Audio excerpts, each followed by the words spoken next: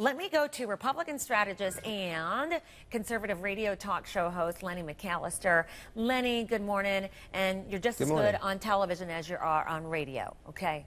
Let me try to make you comfortable that way. So if you are somebody, Lenny, if you're a strategist here, and say you're strategizing with, I don't know, Carly Fiorina, what is your advice to her?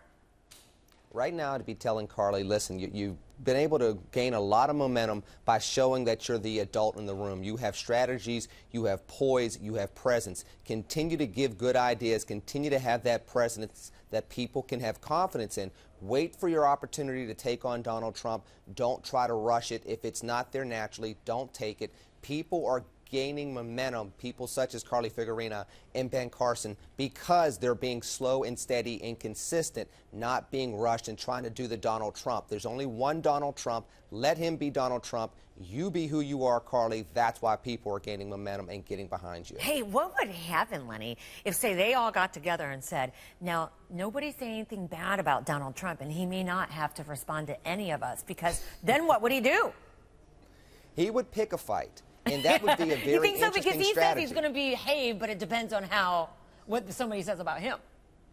Well, it's interesting. You think about it. He said, I'll be nice as long as everybody else is nice to me. But every time you turn around, he's attacking somebody. That's how he's been able to get into the lead. He's been on the offense, and everybody else has been on the defense. You have Jeb Bush trying to do the Donald Trump, which is not his game. You have Rand Paul, who took on Donald Trump in August. They didn't work out so well for him halfway through the debate. As long as he can be on the offense, he doesn't have to talk about policy all that much. He doesn't have to get into details. If people left him alone and he sat center stage and tried to pick a fight that nobody bought into, he would have to shift his strategy, which would be a new dynamic in this whole process, because he has yet to have to do that.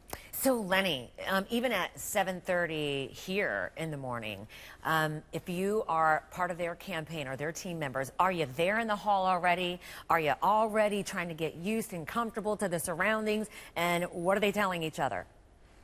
I think that some people in the team are in the hall, but I think they're worried about their candidate getting a good night rest, being relaxed, making sure that they're clear, because you're only going to have certain amounts of time to get that zinger in, to get that soundbite in, to sound presidential. And you have to be on your game to make sure that you don't miss that opportunity, don't rush that opportunity, or don't flub that line. Everybody has one or two zingers in their back pocket, but if you don't say it right, you don't say it with the proper tone, and you don't say it at the proper time, you mess up that moment. And that might be the moment that costs you thousands of dollars when it comes to donations after the debate. All right. So we'll have to see.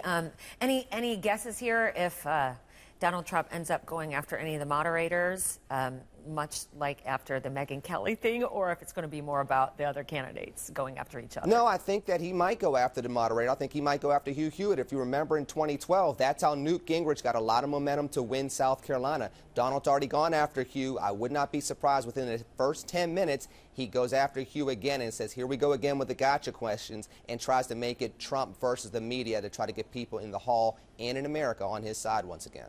Lenny, you were good. Good to talk with you. Hope we get to do it again, okay? All right, thank you. God bless. All right.